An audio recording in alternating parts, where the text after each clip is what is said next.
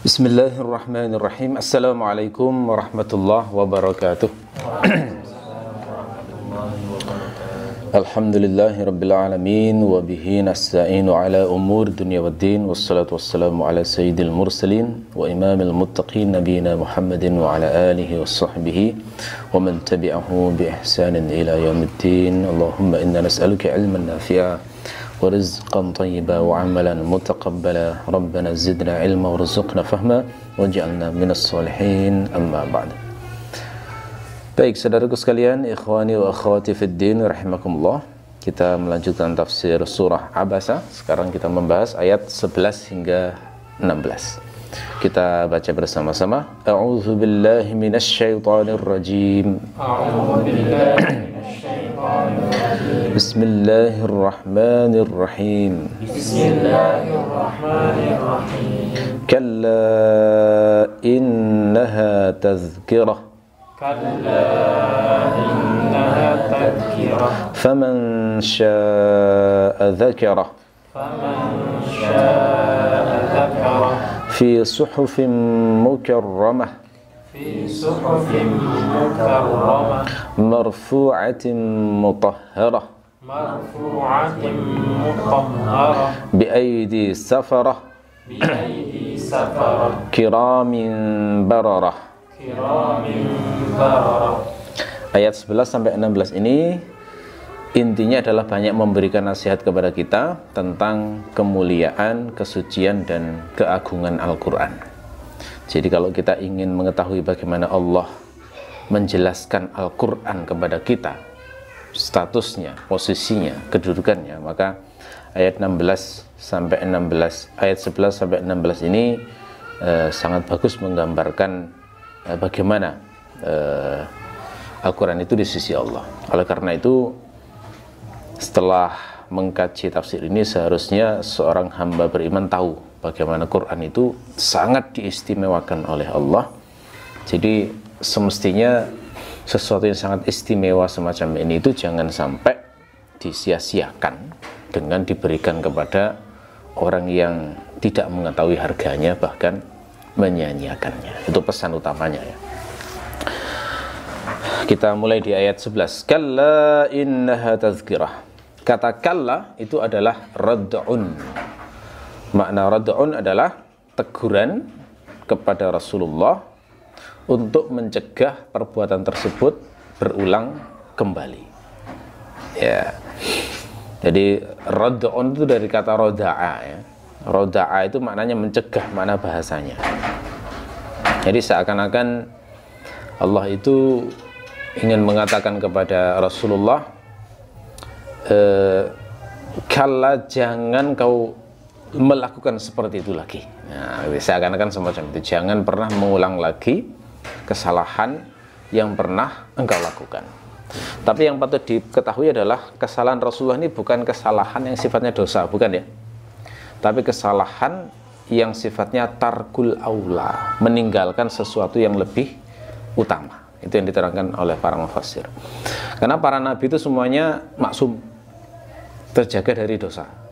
Jadi jangan sampai dikatakan salah itu berarti berdosa. Enggak. Jadi Rasulullah ini kekeliruannya yang ditegur Allah itu adalah kekeliruan tarkul aula, meninggalkan sesuatu yang lebih utama.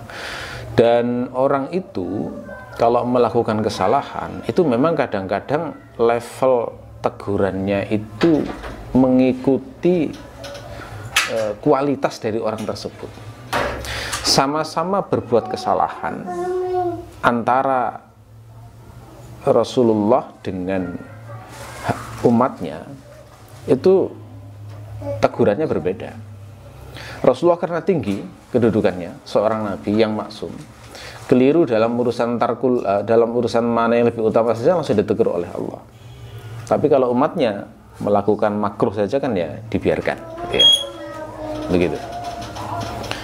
Sama-sama melakukan perbuatan maksiat, antara istri Rasulullah dengan wanita biasa beda.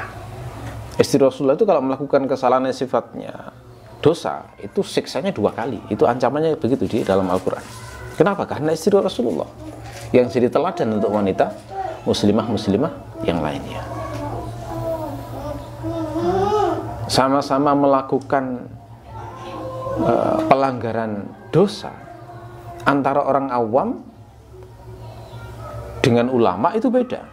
Kalau orang awam menerima suap, dosa, ya masuk dosa besar. Tapi kalau misalnya seorang ulama yang ngerti itu salah, kemudian melanggar, itu bisa 2 kali siksa. Begitu ya. Sama-sama membunuh, orang awam, ya, hukumannya jelas. Tapi kalau yang membunuh ini seorang polisi misalnya yang harusnya menegakkan hukum, wah itu bisa lebih keras, gitu ya, kalau dalam sistem Islam semacam itu. Jadi apa itu namanya, jenis teguran itu kadang mengikuti kualitas dan kedudukan dari orang tersebut. Makanya di hadis itu sampai ada riwayat yang menjelaskan bahwa di antara orang yang pertama kali dimasukkan ke neraka itu adalah orang yang sehari-hari mengajarkan Al-Quran, tetapi tujuannya adalah biar dipanggil qori, biar dipanggil punya gelar-gelar agama, begitu ya. Itu dilemparkan ke neraka pertama kali. Di antara mereka yang dilemparkan ke neraka pertama kali, karena seharusnya yang tahu itu harusnya lebih konsisten untuk melaksanakan ajaran dan petunjuk dari Allah, ya. Jadi kalla di sini adalah rad'un, teguran pada Rasulullah untuk mencegah perbuatan tersebut terulang kembali. Apa yang ditegur dari Rasulullah? Yakni Rasulullah ditegur jangan sampai mengulang lagi, yakni berpaling dari orang miskin yang butuh petunjuk, yang serius ingin mensucikan diri, yang takut kepada Allah, dan malah memperhatikan orang kaya yang menyombongi Quran, orang kaya yang tidak merasa butuh terhadap Al-Quran. Itu yang ditegur dari Rasulullah semacam itu. Karena pertimbangan Rasulullah itu kan rasional ya. Ini seorang tokoh kaya, pengikutnya banyak, kalau masuk Islam nanti nyeret ribuan orang. Sementara yang miskin ini sudah beriman, ya, sehingga dikesampingkan dulu, tidak diajari Quran dulu, ya nanti diajarinya nanti begitu. Ternyata disalahkan oleh Allah, salah ini. Kalla, ya, itu dicela oleh Allah, ditegur Rasulullah dengan semacam itu, ya. Jadi ini sekaligus memberikan pelajaran kepada kita bahwa Nabi itu tidak maksum dalam urusan tarkul aula, ya.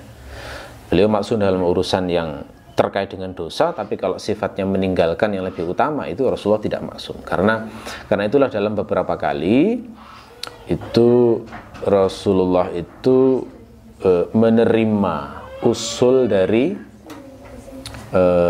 sahabat-sahabat yang dipandang beliau lebih baik. Misalnya seperti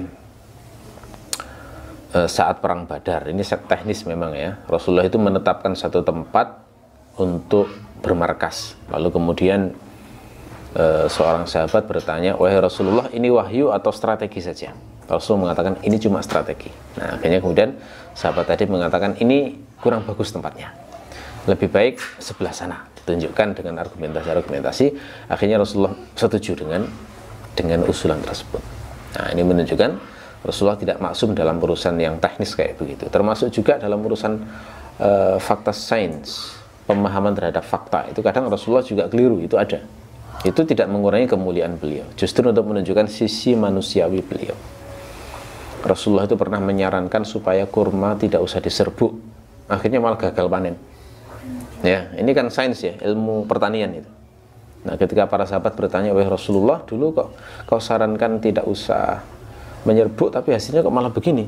Malah Nabi mengatakan, antum a'lamu bi amri dunyakum, kalian lebih mengetahui urusan dunia kalian. Artinya kalau urusan dunia jangan tanya aku, gitu ya. Aku ini ngajari ilmu dari Allah, ilmu tentang din. Tapi kalau ilmu dunia kembangkan sendiri, seakan-akan gitu ya. Carilah sendiri, cari tahu sendiri. Rasul juga pernah keliru memberikan tambang garam pada Abiyad bin Hammal. Jadi Rasul ngasih tambang garam, dikira depositnya sedikit. Setelah itu kemudian ada yang mengingatkan, wahai Rasulullah, tahukah engkau yang kau berikan kepadanya itu? Engkau memberikan kepadanya itu sesuatu yang seperti air mengalir. Artinya depositnya besar sekali. Dan yang kayak gitu kan nggak boleh dimiliki pribadi tuh. Itu akan membuat kekayaan menumpuk pada orang tertentu. Ya. Jadi akhirnya kemudian ditarik kembali oleh Rasulullah, dan itu dimanfaatkan untuk kepentingan umum. Ya, jadi itu contoh-contoh dalam riwayat bagaimana Rasulullah itu punya sisi-sisi manusiawi. Tapi kalau dalam urusan din maksud terjaga. Jadi tidak pernah keliru dalam menyampaikan urusan din. Tapi urusan duniawi, kalau nggak dikasih wahyu, Rasul pun juga nggak tahu. Saat diuji istri beliau difitnah aja, Rasulullah nggak tahu kebenarannya bagaimana. Ya, jadi sampai-sampai Rasulullah itu sempat ada pikiran bahwa ada kemungkinan Aisyah memang benar melakukannya, saking kerasnya ini ya, tuduhan-tuduhan dan isu-isu yang dahsyat di sekeliling itu. Sampai beliau menasihati Aisyah begini, wahai Aisyah, sebenarnya bagaimana sih? Kalau memang iya, tobatlah pada Allah. Tambah nangis Aisyah ya, digitukan ya. Ya, karena enggak kan, memang enggak begitu loh ya. Terus Rasulullah sendiri itu membuka peluang dalam hati beliau bahwa itu mungkin terjadi, meskipun beliau sabarnya luar biasa ya. Rasulullah andaikan pun benar, tobatlah, cuma gitu aja toh. Jadi tidak sampai maki-maki, marah-marah. Tapi karena Aisyah itu memang merasa tidak, ya tambah nangis. Kok sampai Rasulullah menduga kayak gitu, ya tambah nangis gitu ya. Lalu kemudian Allah memberi menurunkan ayat untuk membebaskan Aisyah. Itu hal-hal yang menunjukkan bahwa Rasulullah itu memiliki sisi-sisi manusiawi, sehingga di Quran juga ditegaskan Rasul itu innama ana basyarun, aku hanya seorang manusia biasa yang mungkin juga melakukan kesalahan sebagai manusia, bukan sebagai seorang nabi, gitu ya. Ya, oleh karena itu juga saat beliau mengadili misalnya, itu beliau juga menasihati orang-orang yang berperkara itu. Aku ini manusia biasa. Bisa jadi aku mengadili hanya berdasarkan apa yang aku dengar. Kalau sampai aku mengadili kemudian ternyata yang satu ini lebih pintar ngomong sehingga aku menangkan padahal dia yang zalim, maka dia sesungguhnya sedang memakan api neraka. Nah, itu menunjukkan berarti dalam Islam peradilan itu ya zahirnya, dari zahirnya seperti apa yang mungkin aja keliru. Makanya nasihat Nabi adalah nasihat ketakwaannya. Kalau kamu berperkara itu bertakwalah, jangan sampai bohong hanya demi untuk memperoleh dunia atau kepentingan pribadi, gitu ya. Ya, jadi Nabi itu pernah keliru tapi bukan dosa. Dan kelirunya Nabi ini yang dalam hal ini ya cuma sekali ini saja, tidak pernah diulangi lagi. Nah itu levelnya Nabi ya. Kalau kita akan keliru, berusaha memperbaiki, keliru lagi. Berusaha memperbaiki, keliru lagi. Itu level kita ya. Levelnya Rasulullah ini kan Masya Allah. Satu kali, setelah itu seumur hidup tidak pernah diulang lagi. Dan Rasulullah itu luar biasa sekali memperbaiki kesalahan terhadap sikap terhadap Ibnu Ummi Maktum ini. Jadi setelah ditegur ini beliau sangat memuliakan Ibnu Ummi Maktum. Setiap datang itu langsung dihamparkan gitu ya, tempat duduk yang memuliakan Ibnu Ummi Maktum. Kemudian mengatakan marhaban, selamat datang. Selamat datang orang yang membuatku ditegur oleh Tuhanku. Gitu ya. Sampai semacam itu. Juga dipercaya untuk mengurusi beberapa untuk mengurusi Madinah, dikasih jabatan sementara saat Rasulullah keluar dari Madinah. Oke. Jadi sekali lagi kalla itu maknanya rad'un. Nah, kalla juga mengandung makna ibtal. Ibtal itu maknanya membatalkan. Membatalkan apa yang dimaksud di sini? Yang dimaksud adalah membatalkan persangkaan keliru dari Rasulullah yang menyangka bahwa Rasulullah itu akan mempertanggungjawabkan penolakan seorang musyrik dari dakwah beliau. Gitu ya. Jadi Rasulullah mengutamakan seorang musyrik kaya tadi itu kan juga atas pertimbangan untuk kebaikan dakwah, dan Rasulullah khawatir nanti akan ditanya oleh Allah bagaimana pertanggungjawabannya mendakwai orang musyrik ini tadi, kok sampai gagal ya, untuk mendakwai orang musyrik yang kaya ini. Nah, ini kemudian dikoreksi oleh Allah, kalla, tidak seperti itu, jadi dibatalkan ya. Jadi kewajiban itu hanya tabligh, menyampaikan. Kewajiban itu hanya tabligh, menyampaikan, bukan memastikan seseorang harus menerima petunjuk atau menerima dakwah dari Islam itu. Ya. Ya, jadi Ini bisa kita ambil pelajaran ya. Kalau menghadapi orang sombong itu kewajibannya hanya menyampaikan. Tidak sampai level harus mengubah kesombongannya. Akan ada loh, orang-orang yang semacam itu akan selalu ada dalam kehidupan itu. Orang-orang yang menolak kebenaran bukan karena nggak tahu itu benar, tetapi menolak karena faktor-faktor lain, karena kesombongan, keangkuhan atau hal-hal duniawi yang lain. Ya. Innaha, kata ha pada kata innaha itu kembali ke surah atau ayat. Ya. Biasanya kalau diterjemahkan sekali-kali tidak. Ya, tapi makna detailnya sudah saya jelaskan tadi ya. Tidak, sekali-kali tidak, jangan begitu. Ya. Sesungguhnya dia, yakni ayat atau surat itu ya. Tazkirah. Apa makna tazkirah? Tazkirah itu makna bahasanya adalah sesuatu yang dijadikan pegangan ya saat sesuatu dilupakan sehingga bisa diingat kembali. Jadi pegangan saat sesuatu yang dilupakan itu dibutuhkan untuk diingat kembali. Itu makna tazkirah secara bahasa. Nah, biasanya para mufassir menjelaskan secara mudah, maksud tazkirah adalah mau'izah, nasihat, itu aja ya. Jadi Quran itu adalah sesuatu yang fungsinya itu adalah mengingatkan orang yang lupa gitu ya. Jadi harus dijadikan Quran itu sebagai sumber mau'izah, sebagai sumber nasihat, sebagai sumber alhamdulillah petunjuk ya, yang engkau menerimanya dan engkau mengamalkannya, termasuk seluruh umatmu. Nah, jadi itu ya. Jadi Allah itu mengajarkan Quran itu harus kau fahami sebagai tazkirah. Jangan kau fahami selain tazkirah itu. Karena Quran itu tazkirah, tentu saja yang butuh tazkirah itulah yang layak untuk kau ajari, bukan yang tidak butuh. Gitu loh seakan-akan. Quran itu tazkirah. Jangan keliru memperlakukan Al-Quran. Lalu disusul ayat berikutnya, faman sya'a zakarah. Fa-nya dinamakan fa tafri' atau fa taratub. Maknanya apa? Yakni menunjukkan bahwa peristiwa yang dijelaskan setelah fa itu adalah konsekuensi dari apa yang disampaikan sebelumnya. Karena sebelumnya dijelaskan bahwa Quran itu tazkirah, maka konsekuensinya man sya'a zakarah. Ya, barang siapa yang mau, barang siapa yang berkehendak, siapapun yang berkehendak, zakarah, maka dia akan mengingatnya.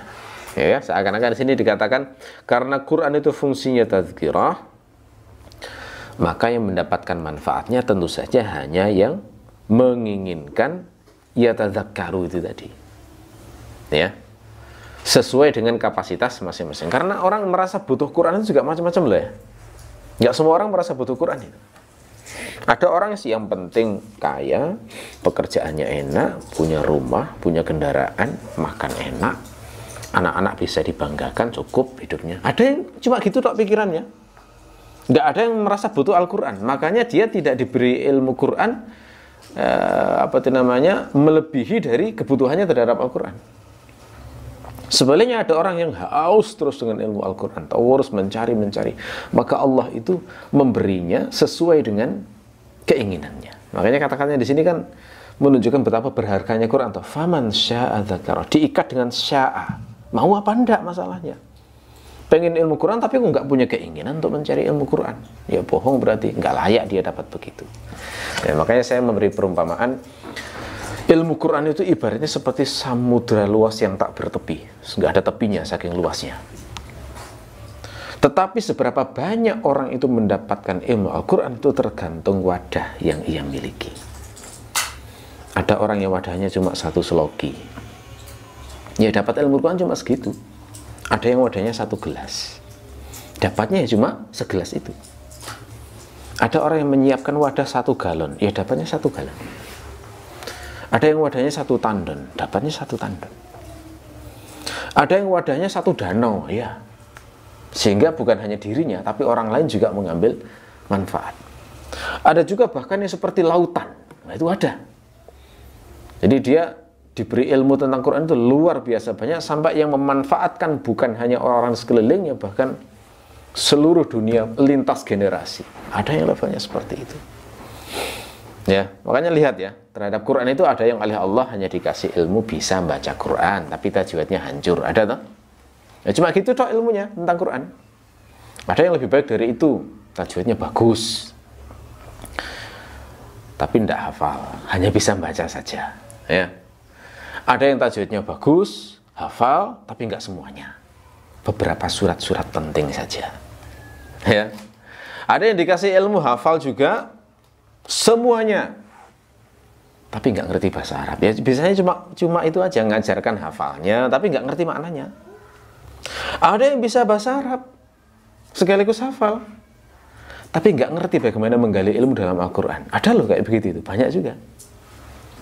Ada yang mengerti bahasa Arab, mengerti juga ilmu tafsirnya, akhirnya bisa menjelaskan Quran dengan baik, tapi lemah ilmu fikih yang terkandung dalam Al-Quran. Ada yang dikasih tafsir juga, ada yang dikasih ilmu fikih juga, tapi lemah dalam ilmu tazkiyatun nufusnya, ilmu tentang sirahnya, ilmu tentang akidahnya. Ada yang dikasih semuanya itu, ya, sehingga menjadi orang yang ilmunya manfaatnya itu luar biasa ke umat, banyak mengambil ilmu dari dia.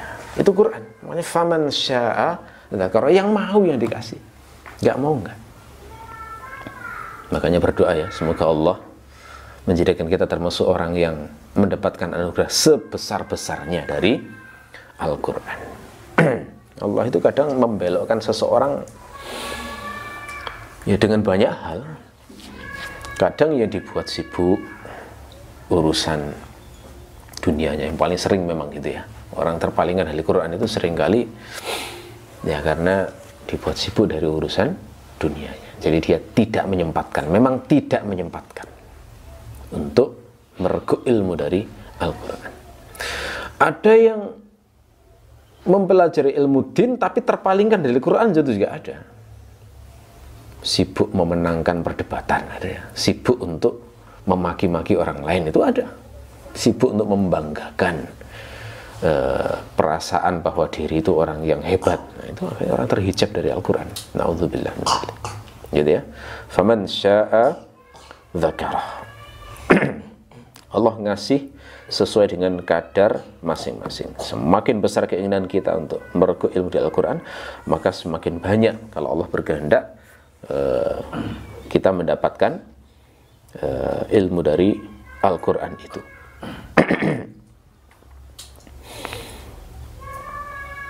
Ya, seakan-akan dari ayat ini kita juga diajari oleh Allah, ada makna halus di sana bahwa Quran itu hanya akan bermanfaat bagi orang yang bebas dari sifat keras kepala dan sombong. Karena orang yang keras kepala dan sombong berarti tidak sya'ah, tidak menghendaki Al-Quran itu, tidak menghendaki isinya Al-Quran itu. Sombong itu nggak harus loh ya. Jangan bayangkan sombong itu orangnya harus jalannya petentang-petenteng, ya. Terus pakai kacamata hitam, lihat kanan kiri, merasa diri orang paling keren. Nggak harus gitu sombong. Kadang orangnya santun tapi sombong. Ada. Kelihatannya santun, tapi kemudian kalau diajak belajar Al-Quran, enggak. Nah, berarti kan nggak butuh Quran itu. Ya kan? Meskipun kelihatannya sopan menolak, tapi ya merasa nggak butuh itu namanya istaghna juga namanya. Merasa tidak butuh terhadap Al-Quran, sudah merasa cukup dengan yang dimiliki, padahal kebodohannya seharusnya membuat dia itu sangat butuh terhadap ilmu yang dikandung dalam Al-Quran. Ya, ada orang-orang yang sudah merasa cukup dengan diri sendirinya, sudah merasa ilmunya, ilmu duniawinya sudah merasa hebat, sudah merasa dibutuhkan di mana-mana, mungkin diundang di berbagai seminar, mungkin dijadikan sebagai inspirator berbagai pertemuan, sudah merasa hebat dia. Ya, sehingga kalau diajak ngaji Quran, ilmu apa itu, gitu kan? Ini nggak akan dapat ilmu Quran itu kayak begitu, nggak akan dapat kemuliaan ini, ya. Ya.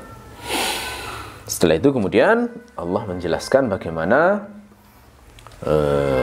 keagungan dan kesucian Al-Quran itu fi suhufim mukarramah.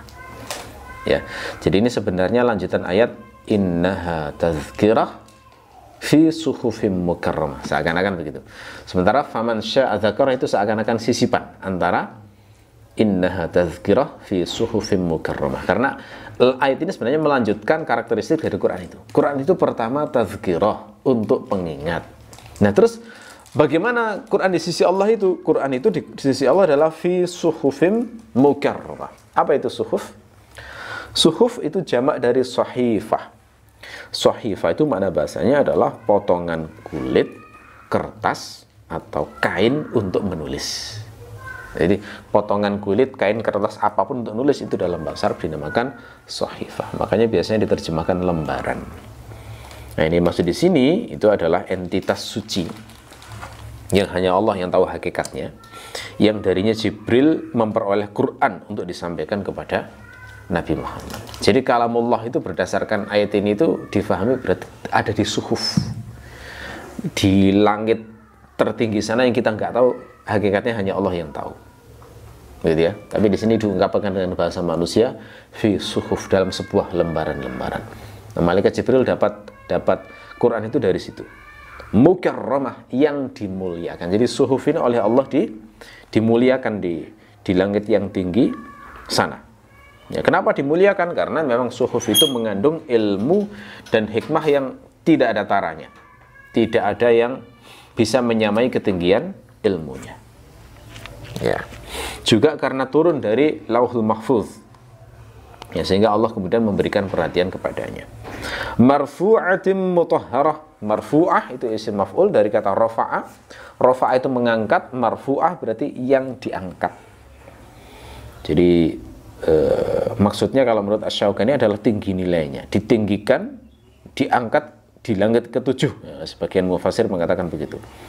Jadi suhuf-suhuf itu diletakkan di langit yang ketujuh. Jadi dia berasal dari al-alam al-ulwi, alam yang tinggi, yang luhur. Mutahharah dari kata tahara, menyucikan. Ya, ini maknanya majasi ya. Jadi disucikan itu maknanya adalah dimuliakan.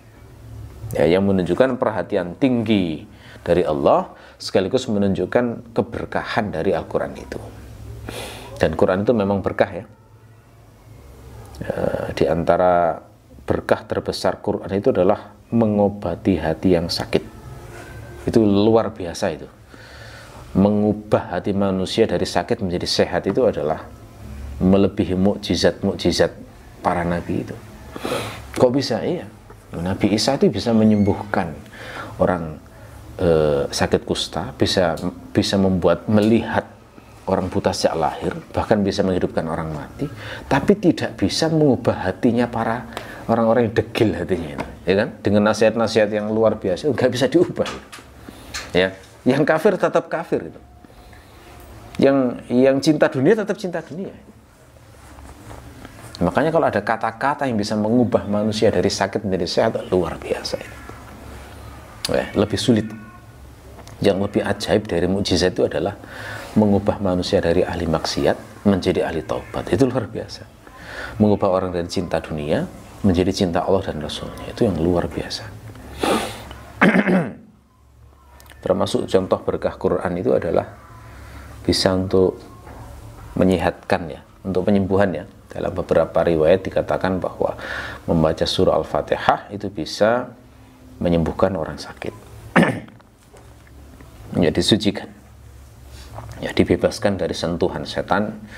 Tidak ada boleh yang menyentuhnya kecuali orang yang disucikan. Makanya termasuk ketika Quran sudah ditulis dalam mushaf, itu kan dalam fikih ada aturan tidak boleh disentuh kecuali dalam keadaan suci, harus wudu dulu.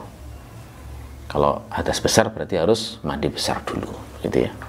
Bi aidi safarah, baknya adalah bak dzarfiyah, terjemahnya di, bukan dengan ya, ini terjemahnya di, menunjukkan lokasi. Jadi seperti saya bilang wulidtu bi Batu, saya lahir di Batu, nah, itu baknya dzarfiyah. Aidi itu jamak dari yadun, yadun maknanya tangan ya, berarti Quran ini terletak di tangan-tangan, begitu maksudnya ya. Safarah, apa itu safarah? Safarah itu jamak dari safir, maknanya adalah menulis, penulis. Karena safir dari kata safar, safar itu maknanya banyak. Bisa safar, melakukan perjalanan. Bisa juga bermakna katabah, menulis. Ya, berarti safir bisa bermakna orang yang menulis. Safarah adalah yang menulis, di tangan orang-orang yang menulis. Siapa yang menulis di sini? Nah, ada beberapa tafsir. Yang paling umum adalah menafsirkan safarah di sini adalah para malaikat. Jadi malaikat-malaikat itu menulis Al-Quran. Menulis dari mana? Ya, ini penjelasan dari di tafsir Jalalain, itu malaikat menyalin Al-Quran dari Lauhul Mahfuz, gitu ya. Jadi dikatakan bi'aidi safarah itu karena itu, menyalin Al-Quran dari Lauhul Mahfuz, bi'aidi safarah. Ya, kenapa kok ada kata aidi? Nah, kata Ibnu Ashur, ini untuk menunjukkan bahwa Quran itu sangat terjaga, sehingga benar-benar disampaikan kepada sasaran yang diperintahkan Allah untuk mendapatkannya. Ya. Kiramin bararah, kata kiram itu jamak dari karim, mulia. Berarti malaikat ini memiliki sifat yang mulia, maksudnya begitu. Nah, kata kiram di sini menguatkan tafsir bahwa yang dimaksud safarah di sini adalah para malaikat. Karena sebagian ulama menafsirkan safarah ini adalah para penulis wahyu di kalangan para sahabat Nabi. Jadi Quran ini dibawa sahifahnya, suhufnya itu disimpan oleh para penulis wahyu. Ada yang menafsirkan begitu. Tapi kata kiram ini menguatkan yang dimaksud adalah malaikat. Karena di Quran yang disifati dengan kiram itu malaikat. Kiraman katibin, ya kan? Para malaikat yang menulis, nah itu disebut malaikat. Apalagi ada hadis yang lugas menyebut sifat malaikat dengan sifat-sifat yang ada dalam surah Abasa ini. Barangkali antum pernah mendengar hadis bunyinya begini: Allazi yaqra'ul Qur'an wa huwa mahirun bihi ma'as safaratil kiramil bararah. Gitu. Orang yang membaca Al-Quran dengan mahir, pinter ya, tajwidnya bagus, sesuai seperti yang diajarkan Rasulullah, maka dia itu dimuliakan bersama as-safaratil kiramil bararah. Ya, dimuliakan bersama dengan malaikat-malaikat yang menulis, yang mulia, yang saleh. Nah, ini kalau ditafsirkan penulis wahyu jadi lemah, nggak mungkin ya. Jadi lebih tepat dimaknai sebagai para malaikat yang dimaksud di sini. Bararah, apa makna bararah? Bararah itu jamak dari barrun. Barrun itu adalah orang yang bertakwa, yang taat dan sungguh-sungguh dalam imannya. Jadi kata barun itu mencakup 3 makna. Jadi at-taqwa, kemudian at-ta'ah, dan as-sidq. Ya, sungguh-sungguh dalam imannya. Jadi barun. Nah, termasuk yang semakna dengan barun tapi sedikit berbeda itu adalah barun. Baknya ada alifnya, barun. Itu juga diterjemahkan orang soleh sebenarnya. Cuma biasanya kalau barun itu untuk manusia. Ya, jadi kalau manusia soleh itu nyebutnya adalah rojulun barun, bukan rojulun barun. Barun yang pendek itu. Kalau barun dijamakkan jadi abror. Gitu ya, abror. Jadi kalau di Quran setiap ada kata al-abror, innal abrora lafi dan sebagainya ya, itu maksudnya adalah manusia. Yang saleh berarti manusia. Tapi kalau bararah itu jamaknya barun, dan itu biasanya hanya sifat untuk malaikat. Barun. Kenapa dibedakan? Karena barun itu lebih kuat daripada barun. Kesalehannya lebih kuat daripada barun.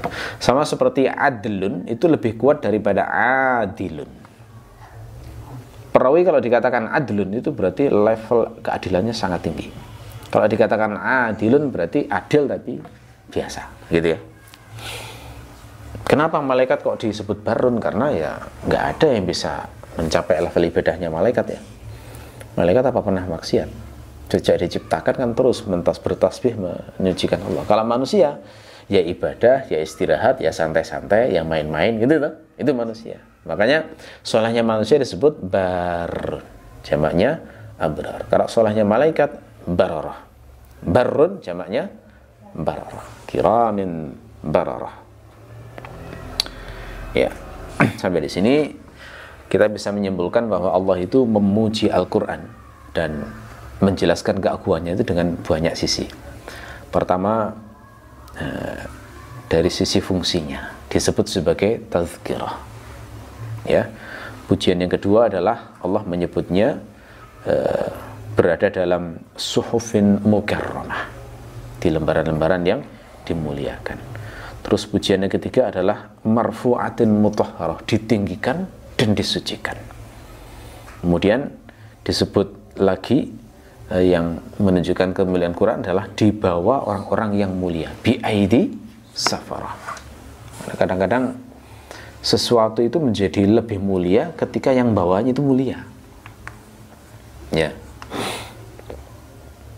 Kalau misalnya kita dikasih hadiah, yang ngasih hadiah tetangga biasa dengan yang ngasih hadiah misalnya orang selevel Imam Asy-Syafi'i, beda kan? Hadiahnya itu kan beda, yang dibawa oleh Imam Syafi'i kepada kita, wah Masya Allah, rasanya itu ya, luar biasa. Sama-sama ngasih kurma, satu teman kita, satunya Rasulullah, wah beda banget itu, beda banget rasanya, gitu ya. Jadi yang bawa itu memang menjadi lebih mulia sesuatu. Jadi Quran itu dibawa oleh malaikat yang mulia, yang saleh, maka lebih terasa lagi keagungan dan kehebatan Al-Quran.